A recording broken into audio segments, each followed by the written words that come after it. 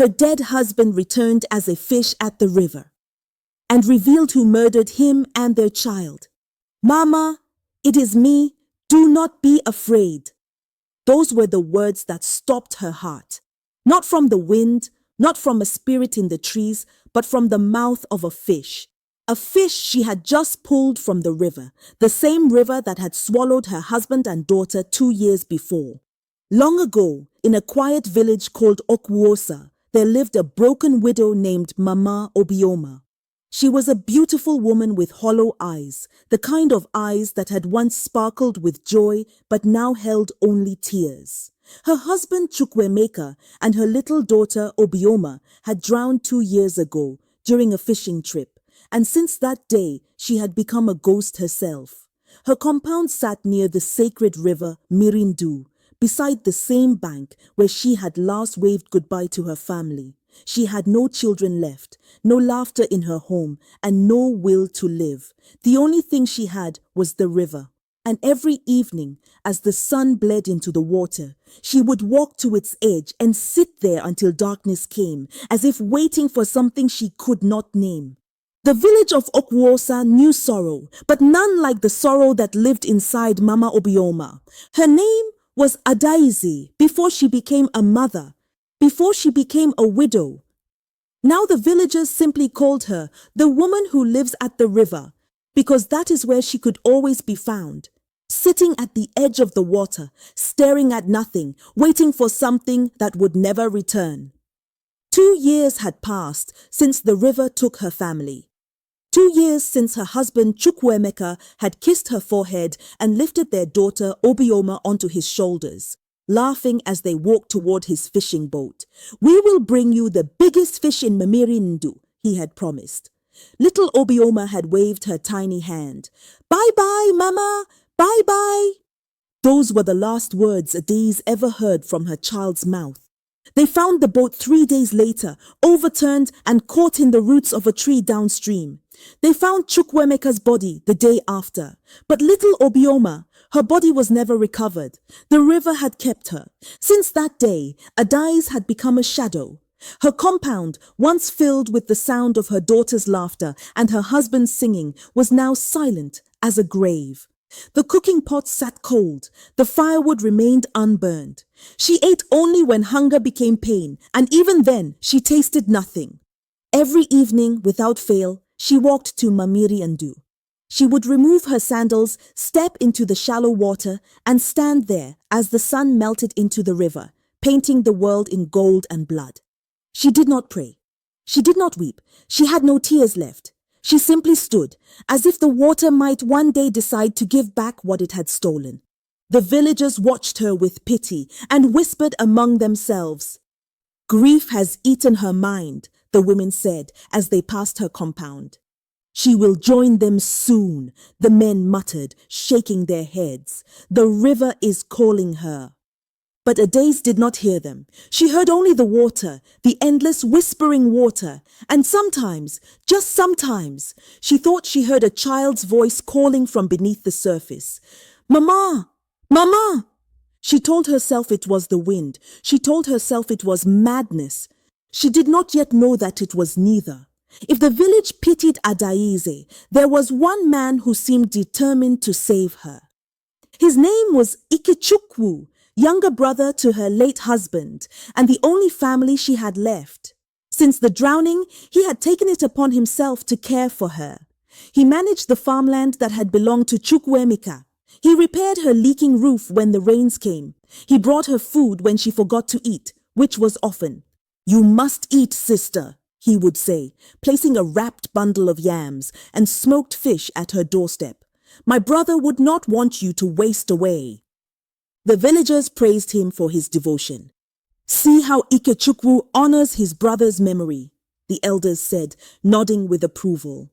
"He is a good man, a man of duty." And indeed, Ikechukwu performed his duty well. He visited Adaize every few days, always with food, always with kind words, always with that gentle smile that made the women of the village sigh with admiration.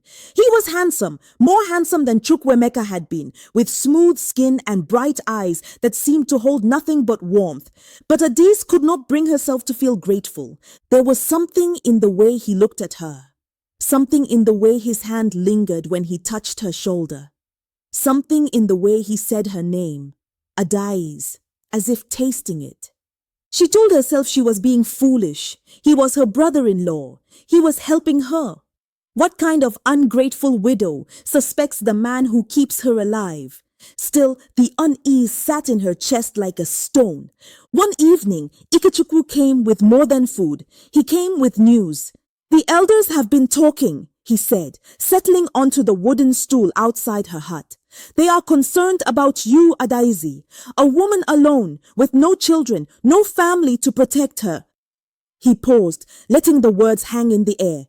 "They believe it is time for you to marry again." Adaizi's stomach turned. "I am not ready." "It has been 2 years." His voice was soft, patient. "You cannot mourn forever. My brother would want you to live." She said nothing. Ikechukwu rose to leave, but at the doorway he turned back. "Think about it, sister. I will always be here for you." When he was gone, Adais felt a chill, despite the warmth of the evening air. That evening, Adais walked to the river as she always did. The sun was dying, spilling its golden blood across the water of Mmiri Ndu. The air was thick with the smell of wet earth and blooming jasmine. Somewhere in the distance, a bird cried out and fell silent.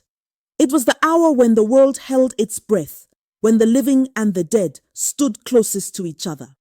Adis removed her sandals and stepped into the shallows. The water was warm against her ankles, gentle as a mother's touch. She closed her eyes and let the river hold her, as it had held her husband, as it had held her child. "Give them back to me," she whispered in her heart, "or take me to them." When she opened her eyes, she saw the fish. It was large, larger than any fish she had ever seen in Mmiri Ndu. Its scales shimmered with colors that did not belong to this world, gold like the sunrise, blue like the deepest part of the sky, silver like moonlight on water. It glowed faintly, as if lit from within by a fire that did not burn. The fish swam directly toward her. Adaizi stepped back, startled. Fish did not behave this way. They fled from humans, from noise, from movement. But this creature moved with purpose, cutting through the water until it reached her feet. Then it stopped, and it stayed. She stared at it. It stared back.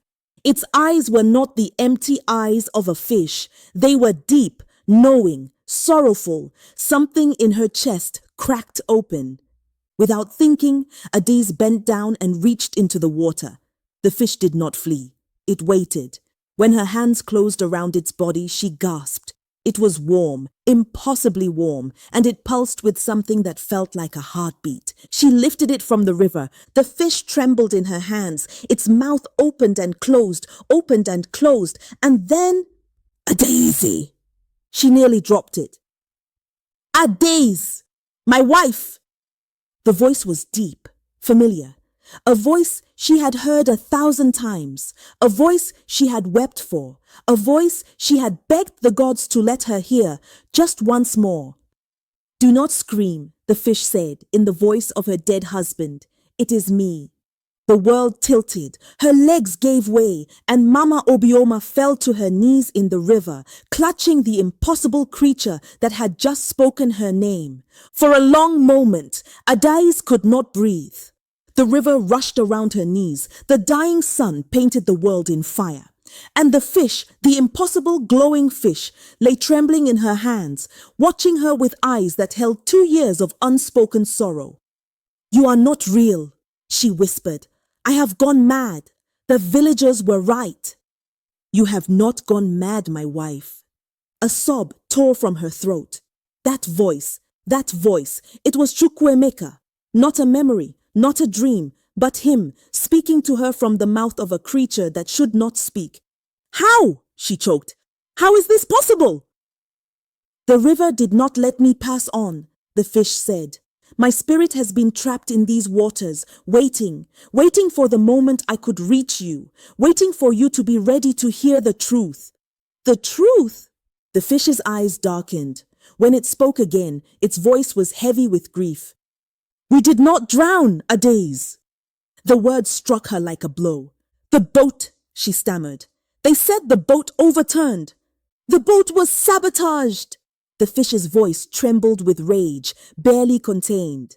Holes were drilled into the bottom, small enough to go unnoticed until we were far from shore. By the time water began filling the boat, it was too late. Adaze shook her head, refusing to understand. No, it was an accident. A terrible accident. It was murder. The word hung in the air like smoke. Someone followed us in another canoe, the fish continued. When our boat sank, I held Obioma above the water. I screamed for help, and he came, but not to save us. Adaze's entire body had gone cold. Who? He pushed me under. I fought, but he was stronger. I watched him hold our daughter's head beneath the surface. I watched her struggle. I watched her stop. No, Adaze's voice broke into pieces. Her last word was your name, Adaze. She cried for you until the water filled her lungs. Adaze screamed. The sound tore through the evening air, scattering birds from the trees, echoing across the river. She clutched the fish to her chest and wept as she had not wept since the day they pulled her husband's body from the water. Who? She gasped between sobs. Who did this? Tell me his name. The fish answered with a single word. Ikechukwu. The name shattered something inside her. No, Adaze whispered, shaking her head. Not Ikechukwu. He is your brother. He has cared for me. He has been waiting, the fish said, its voice bitter as poison. Waiting like a vulture waits for the dying to stop breathing. Adaze's mind raced. Every kind word, every gentle smile, every lingering touch, the food he brought, the roof he repaired, the way he spoke her name. Adaze. Her stomach turned with a sickness deeper than grief. Why? She breathed.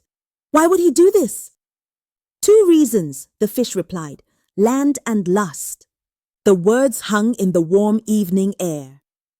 Our father's farmland, the most fertile in Okwuosa, passed to me when he died. By tradition, it would go to Obioma after my death, then to you as her mother. Ikechukwu would inherit nothing. The fish paused. With us gone, everything falls to him. Adaze remembered how quickly Ikechukwu had taken over the farm, how smoothly he had stepped into her husband's place. The elders had praised his sense of duty. No one had questioned it. And the second reason, she asked, though she already knew. You, Adaze? Her blood went cold. He wanted you before I ever did. When we were young, he told our mother he would marry you, but you chose me. He smiled at our wedding, but I saw the hatred in his eyes. The fish's voice grew heavy. He has been patient. He killed me to take what was mine, the land and the wife. How do I know this is true? Adaze's voice cracked. How do I know you are truly my husband and not some evil spirit sent to deceive me? The fish was silent for a moment. Behind our compound, it said slowly, there is an udara tree, the one where I carved your name the day you agreed to marry me. Dig beneath its roots. You will find a small pouch wrapped in goat skin. Adaze's breath caught. Inside is gold, enough to take care of you and Obioma if anything ever happened to me. I told no one, not my mother, not my brother, only the earth knows, and now you. Tears streamed down her face. Chukwuemeka, go and find it, my wife. Then you will know everything I have told you is true, and everything Ikechukwu has shown you is a lie. That night, Adaze did not sleep. She waited until the moon rose high above Okwuosa, until the village fell silent, and even the dogs stopped barking. Then she crept to the udara tree behind her compound, the tree where Chukwuemeka had carved her name so many years ago, when love was young and death was a distant stranger. She dug with her bare hands. The earth was soft from recent rains. Her fingers tore through soil and root until they touched something that was not dirt. She pulled it free, a small pouch wrapped in goatskin, exactly as the fish had described. Inside, gold pieces glinted in the moonlight. Adais clutched the pouch to her chest and wept. It was true. All of it was true. Her husband had been murdered, her daughter had been drowned, and the killer had been sitting in her compound, eating her food, speaking soft words, waiting. At dawn, she returned to the river. The fish was there, swimming in the shallows as if it had never left. When she knelt at the water's edge, it spoke first. "You found it." "Yes, now you believe." "Yes." Her voice was steady now, cold. "Tell me what to do. I will kill him with my own hands if I must." "No," the fish said firmly. "If you kill him, the village will call you mad. They will say grief drove you to murder. Ikechukwu must be exposed before everyone. He must confess with his own mouth." "How?" "He is coming for you, Adais. He has already convinced the elders that you are wasting away, that you need a husband to care for you. The marriage negotiation is planned for the next market day, 4 days from now." Her stomach twisted. "He means to marry me?" "He means to own you, and if you refuse—" The fish's voice darkened. "He will arrange another accident, another drowning, another body the river will be blamed for." Adai's fists clenched. "What must I do?" "Accept the ceremony." "What?" "Do not refuse him. Let him believe he has won. But when the elders ask for your answer, bring me with you in a calabash filled with river water." The fish's eyes glowed. "I will speak, the ancestors will speak, and Ikechukwu will fall." Adaizi stared at the creature that held her husband's soul. 4 days, she said quietly. 4 days, the fish agreed. And then the dead will have justice. The morning of the ceremony arrived like a held breath. All of Okwuosa gathered at the compound of Mazi Okonkwo, the eldest and most respected man in the village. His courtyard was swept clean, palm fronds arranged in welcome, and wooden stools set in a wide circle for the witnesses. Marriage negotiations were sacred events, moments when two families became one, blessed by tradition and the watchful eyes of the ancestors. But this was no ordinary negotiation. This was a widow inheritance. And the air felt heavier for it. Ikechukwu arrived first. He was dressed in his finest, a flowing white agbada embroidered with gold thread, coral beads resting against his neck, his shoes polished to a shine that caught the morning sun. He greeted the elders with deep bows, his smile humble, his words honeyed. "I am only doing my duty," he said, pressing his palm to his chest. "My brother's wife should not suffer alone.